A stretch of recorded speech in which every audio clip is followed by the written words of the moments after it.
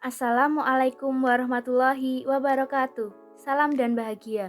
Perkenalkan, nama saya Sevilla Angriana Fraisti dengan NIM 2021010032 dari Prodi Agribisnis Fakultas Pertanian Universitas Sarjana Wiyata Taman Siswa. Video ini dibuat untuk memenuhi ujian akhir semester mata kuliah Manajemen Resiko. Manajemen Resiko PT Jamu Cap Nyonya Mener. Perusahaan berasal dari nama pendirinya yaitu Nyonya Mener. Terlahir bernama Lau Ping Niao pada tahun 1893. Nama itu kemudian menjadi nama dagang jamu cap potat Nyonya Mener yang resmi berdiri pada tahun 1919. Dalam perkembangannya, pabrik jamu ini kemudian menjadi salah satu yang terbesar di Indonesia. Perusahaan ini mengalami kemajuan pesat pada tahun 1990-an dengan merambah pasar internasional di mana produk jamu mereka dipasarkan ke 3 benua yaitu Asia, Eropa, dan Amerika, dan ke-12 negara termasuk Malaysia, Jepang, Korea Selatan, Singapura, Taiwan, dan Cina. Merupakan perusahaan berbasis manajemen keluarga yang berlokasi pabrik PT Nyonya Mener di Jalan Raya Kaligawe KM 4 Semarang. Namun, pada tanggal 5 Agustus 2017, PT Nyonya Mener dinyatakan bangkrut oleh Pengadilan Negeri Semarang. Faktornya, 1. Beban utang, kedua, sengketa perebutan kekuasaan antar keluarga. Manajemen risiko. Yang pertama, risiko produksi. Risiko produksi ini berkaitan dengan gangguan atau masalah yang dapat terjadi dalam proses produksi barang atau jasa. Contohnya termasuk kegagalan mesin, kesalahan dalam proses produksi, atau masalah dengan bahan baku atau komponen yang digunakan. 2. Risiko pasar. Risiko pasar mencakup ketidakpastian yang terkait dengan fluktuasi harga, permintaan, atau kondisi pasar lainnya yang dapat mempengaruhi hasil atau keuntungan perusahaan. Contoh, risiko pasar termasuk perubahan tren konsumsi, perubahan harga, bahan baku, atau persaingan pasar yang intens. Ketiga, risiko operasional. Risiko operasional berkaitan dengan proses internal perusahaan, sistem, atau orang yang mungkin mengakibatkan kerugian karena kegagalan atau kesalahan. Contoh risiko operasional meliputi kegagalan sistem, risiko keamanan data, atau kesalahan manusia dalam pengelolaan proses bisnis. Manajemen resiko PT Nyonya Mener jarangnya menggunakan strategi above the line dalam rangka strategi marketing menunjukkan kelemahan PT Nyonya Mener dalam peningkatan brand awareness.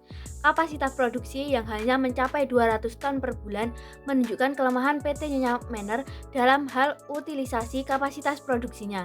Tingkat turnover marketing yang cukup tinggi menjadi kelemahan dari PT Nyonya Mener dalam hal pengelolaan SDM. Risiko pasar. PT Nyonya Mener mengalami keterpurukan karena tidak bisa menyesuaikan perubahan yang begitu cepat. Di Jepang dan di negara lain, perusahaan pilot karena tidak dapat menyesuaikan diri. Bangkrutnya perusahaan bisa disebabkan oleh ambisi yang ingin tetap beroperasi di tengah-tengah kondisi perusahaan yang tidak memungkinkan, sehingga apabila dipaksakan malah akan memicu pembengkakan utang. Menurut Bambang Brojonegoro sebagai Kepala Badan Perencanaan dan Pembangunan Nasional, PT Nyonya Mener tidak dapat memenuhi dan mengikuti keinginan pasar sehingga menyebabkan perusahaan jamu Nyonya Mener mengalami kebangkrutan. Risiko operasional. PT Nyonya Mener mengalami krisis operasional pada tahun 1984 sampai tahun 2000. Media pernah mencatat beberapa kali terjadi masalah pekerja dan pemogokan buruh yang terjadi pada tahun 2000 sampai tahun 2001. Antara lain, penuntutan pembayaran THR, pemogokan kerja, masalah HAM, dan demonstrasi. Selain itu, terdapat juga sengketa perebutan kekuasaan antar generasi ketiga hingga kemeja hijau. PT Nyonya Mener memiliki hutang sebesar 89 miliar kepada 35 kreditur dan perusahaan tersebut tidak dapat melunasi kewajibannya sesuai dengan perjanjian yang sudah dibuat sebelumnya. Anggota Majelis Hakim Pengadilan Negeri Niaga Semarang, Wismonoto, mengatakan pihak penggugat mengajukan gugatan karena tidak puas atas proses pembayaran hutang sebagaimana diatur dalam perjanjian damai, sehingga membuat kreditur meminta agar perusahaan tersebut dipilotkan dan seluruh aset perusahaan dilelang untuk dapat melunasi hutang kepada para kreditur dan karyawan. Kegagalan mengelola risiko. Kegagalan mengelola resiko dalam kasus ini dibagi menjadi dua sisi, yaitu kegagalan mengelola resiko dari sisi atas dan kegagalan mengelola resiko dari sisi bawah. Resiko dari sisi atas adalah perusahaan tidak mampu untuk menciptakan nilai perusahaan dari kesempatan yang ada. Sebelumnya, perusahaan tersebut sempat memperoleh pasar di 3 benua dan 12 negara. Tetapi perusahaan gagal memanfaatkan kesempatan tersebut.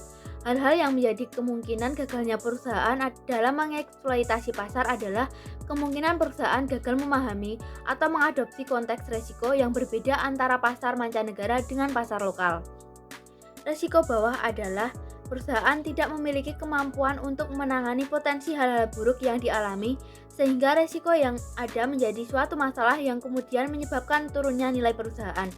Resiko bawah yang dihadapi PT Nyonya Manner antara lain pemogokan kerja, demonstrasi HAM, penundaan pembayaran utang perusahaan, dan pertikaian keluarga yang menyebabkan krisis operasional semakin memburuk.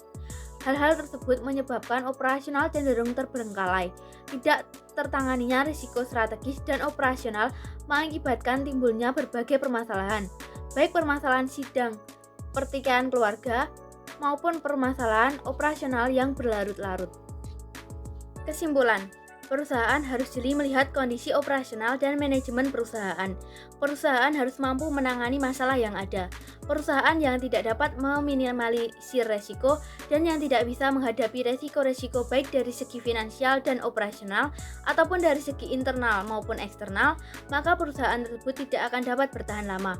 Selain itu, perusahaan juga harus cerdas dalam mengikuti perkembangan zaman, harus cepat menyesuaikan diri, dan tahu kondisi bagaimana perusahaan tersebut.